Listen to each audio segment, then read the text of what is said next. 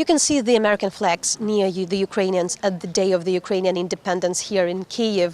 The Defense Secretary, James Mattis, has come to the Ukrainian capital to participate at the military parade devoted to the Ukrainian Independence Day. Moreover, the American troops were marching along the main street of Kyiv. We talked to the expert earlier. Is it just the big sign, symbolic support for Ukraine, or we can speak about closer cooperation in the military sphere? And what a day. This is a day that's going to live long in my memory, to feel the refreshing sense of independence, of freedom, and a reminder to me as an American not to take something for granted, because our country's had it so long. The United States also stands with Ukraine in all things. We support you in the face of threats to sovereignty and territorial integrity and to international law and the international order writ large. We do not and we will not accept. Russia put its reputation on the line when it accepted the Minsk ceasefire agreement, which called for an immediate ceasefire, withdrawal of all the heavy weapons, and to grant the Organization for Security and Cooperation in Europe unfettered access under the Minsk agreement. In 1994, Russia signed the Budapest Memorandum, as the President said, and alongside the United States, United Kingdom, and Ukraine. Unfortunately, Russia is not adhering to the letter, much less the spirit, of these international commitments. The U.S. and our allies will continue to press Russia to honor its Minsk commitments, and our sanctions will remain in place until Moscow reverses the actions that triggered them. Mr. President, we continue to support Ukraine and remain committed to building the capacity of your armed forces to defend their country and to defend protecting the Ukrainian people. We applaud the Ukraine's commitment to reform and to modernize its defense sector according to NATO standards. Якщо Москва не хоче в черговий раз змарнувати шанс по реалізації досягнених домовленостей, впевнений в тому, що Москві варто прийняти логіку, яку дотримуються всі учасники нормандського формату. Перше – це запровадження безпекового пакету, який складається з припинення вогню, виведення усіх російських підрозділів з території окупованого Донбасу. Третє – забезпечити негайне припинення постачання зброї і військ на окуповану територію. Четверте – забезпечити вільний доступ міжнародних спостерігачів організації ОБСЄ на всю територію Донбасу, включаючи і неконтрольовану ділянку україно-російського кордону. Дуже важлива позиція – це також розблокування процесу звільнення заручників.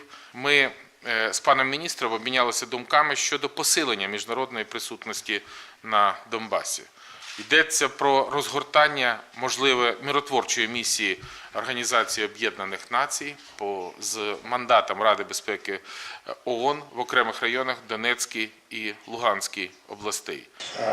I need to come here and to better understand the situation your soldiers face on the front lines. This permits me, better informed, to go back and advocate for what I believe you need as brought to me by your Minister of Defense and certainly your President.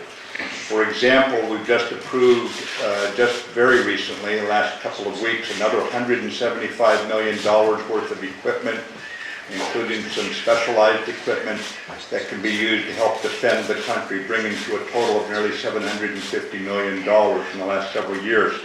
We are actively reviewing it. I will go back now, having seen the current situation, and be able to inform the Secretary of State and the President in very specific terms what I recommend for the direction ahead. Defensive weapons are not provocative unless you're an aggressor.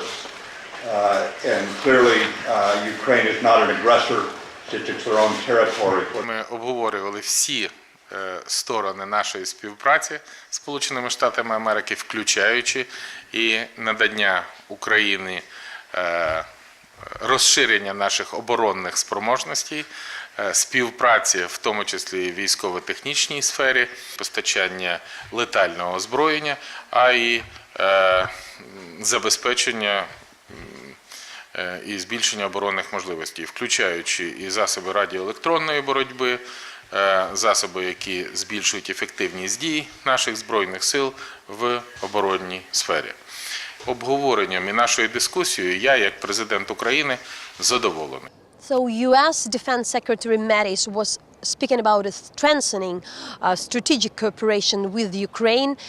He mentioned $170 million provided for the equipment. On the very concrete question on providing Ukraine defense lethal weapon, or if he considers that to be a provocation for Russia, Mattis said that just an aggressor would provoke, and Ukraine isn't an aggressor, but exactly this visit would provide him more information in order to consider the conditions this aid would be provided. And the President Poroshenko mentioned that he doesn't really want to discuss, because these kind of questions require some kind of silence, but Ukraine has support of the US, which he is very, very happy. Ukrainian president was more speaking about the conflict and what he expects from Russia. He was talking about the removal of the Russian troops from Donbass, more access for the special monitoring mission of the OSCE to the Ukraine-Russian border, the territory which is not accessible at the moment, freeing 130 Ukrainian prisoners from Donbass, and also maybe possible peacekeeping operation by the UN. There was also mentioned the very successful role of the US Special Envoy Walker. That's how it was put together. What was new and interesting that the Ukrainian president had supported Donald Trump's new strategy on Afghanistan, which we can read as possible participation of the Ukrainian troops at the Afghan campaign, as we know that Defense Secretary Mattis is now traveling around Europe, also calling for this support and asking the allies to provide it.